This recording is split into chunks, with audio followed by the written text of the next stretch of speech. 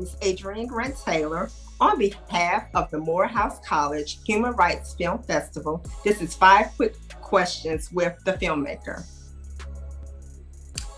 Today, I'm joined by Kiah Clingman, writer and co-director of Eavesdropping on the Elders, along with CJ Sykes, screenwriter and actor.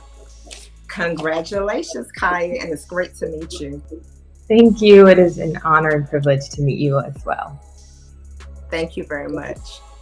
And CJ, thanks for coming along today. The first question I want to ask is, what motivated you to make Eavesdropping on the Elders? So this piece was directly inspired by my dad. In 2017, my dad reached out to both CJ and I and asked us to adapt one of his writings into a film. He had no idea what it would look like, but he asked us to just make it a visual piece. And, I think I was like 23 at the time and was like, okay, Dad, I will, maybe down the line. My dad was diagnosed with ALS in 2013, and it's been the most difficult thing that I've had to deal with, the most difficult thing that my family has had to deal with. And as the years continue to progress, my dad has become more dependent, weaker. And it wasn't until his 75th birthday, about 9 months prior, I told CJ that this would be the perfect time to give him that wish and to create something that would live beyond him, something that would contribute to his legacy. Mm-hmm. And so 9 months before his 75th birthday, CJ and I got to writing.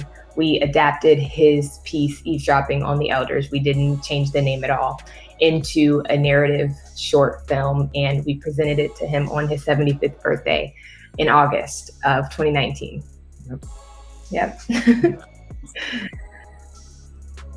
Kiah, that is great. You and CJ.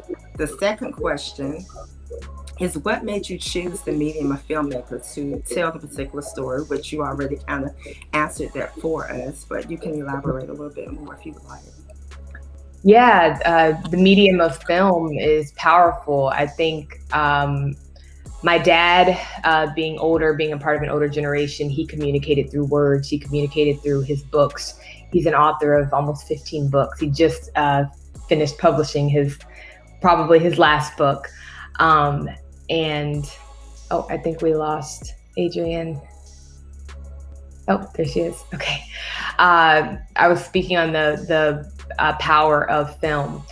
My dad wanted a way to be able to communicate to younger generations.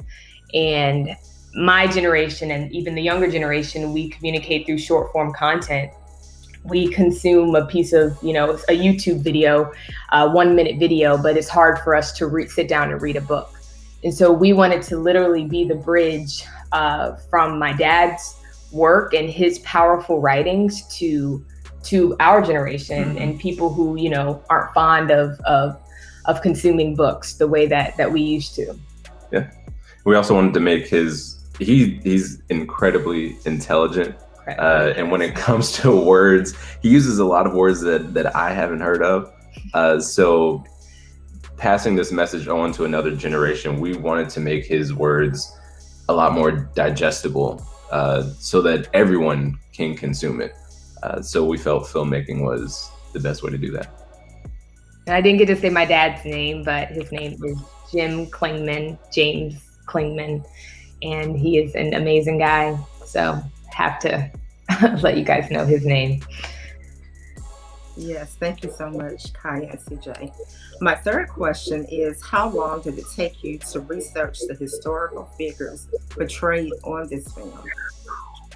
That was the hardest thing. So this is my first piece that I've co-written or written at all. I've done a lot of producing. I've produced 14 short films, a web series, music videos, commercials, but I have never sat down and written a script until this.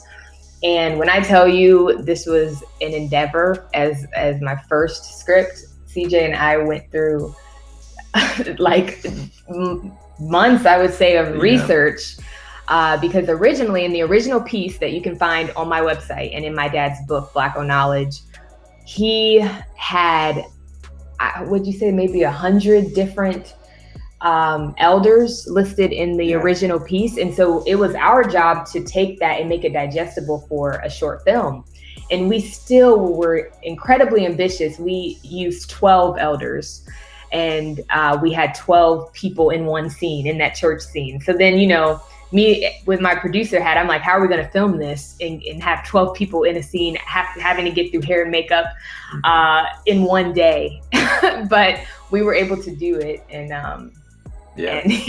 and going back to the research, the other hard part is creating words for people who already have words, creating words for these real people. We can't just let Marcus Garvey say, hey, what's up with y'all over there? Marcus Garvey wouldn't say that. So doing the research, going through his writings and his speeches and figuring out exactly how this man talks so that when we present him to our audience, it's that same Marcus Garvey. So that was a hard aspect of the research, doing that for every historical figure we had in the project.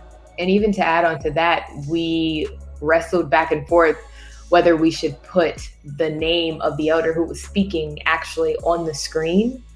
But I think our writing and our editing was captured so perfectly that people watched and they had fun guessing, oh, that's Harriet Tubman. Wow, that's Ida B. Wells. And even some of the lesser known elders like Maria Stewart were incorporated in there. And people were like, wow, is that her? Is that Hattie McDaniel?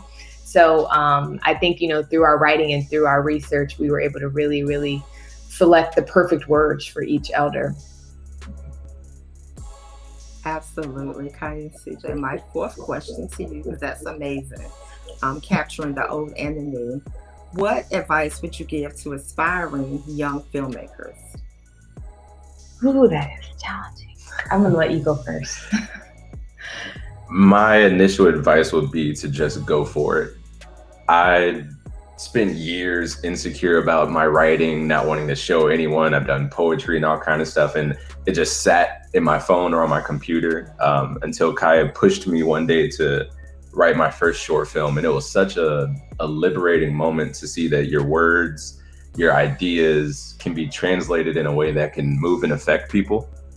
So my advice would be to go for it. Don't worry about how it's going to come out. Don't worry about what other people are going to think. Get your words out there, share it, because someone somewhere is going to relate to what you're saying. I love that. And to add on to that, I would say start with what you know. Before we did Eavesdropping on the Elders, CJ and I produced a film that he wrote alone, Outgraded. And it was about CJ's experience, and it was about a day in his life. And even with Eavesdropping on the Elders, it's my story. And so I think just starting with what you've gone through, what you've experienced, that's the only real way to create an authentic storytelling experience for your audience. So I think that's the advice. I have so much advice. I'm like, wait, you could do this, you could do that. But I think, if I had to give just one piece, then it'd probably be that. Well, it's absolutely amazing, Kiah and CJ, because I did have a chance to do a little looking at you guys, and you have really good high energy and you're very authentic. And that's what young people need to see. So, okay, Kiah and CJ, this is the fifth and final question. What projects are you currently working on? Okay, I love that question. So thank you for giving us a platform to be able to talk about eavesdropping. I think a lot of filmmakers create a project, and then, once it's finally shown to the public, they've already moved on to the next project. And that's what we have to do.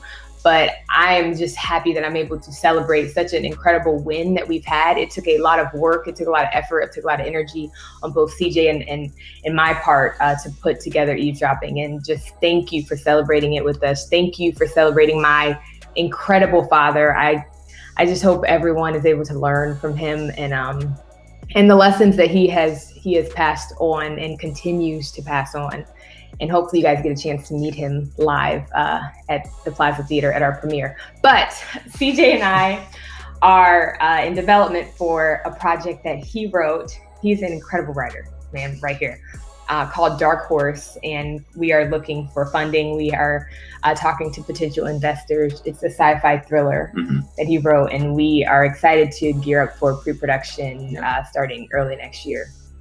You want to tell them a little about it, or? I think we'll save that. Okay, we'll save it. But yeah, I am super excited about that project, and I also am in pre-production for a short film called Black Butterflies that explores maternal mortality. It's a horror drama written by Tamara S. Hall, and I'm really excited to show that project to you all as well. Early next year, we should be finished. Mm-hmm. Yeah. Kiah and CJ, that's amazing. I'm excited. This has been great.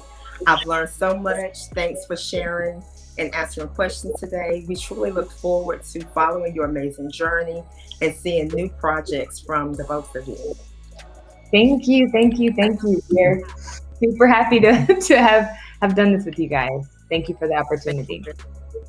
Thank you so much. Again, I'm Adrienne Grant-Taylor, and this has been 5 Quick Questions with the Filmmakers. We hope you will continue to enjoy the films and programming presented at the 3rd Annual Morehouse College Human Rights Film Festival. Until next time.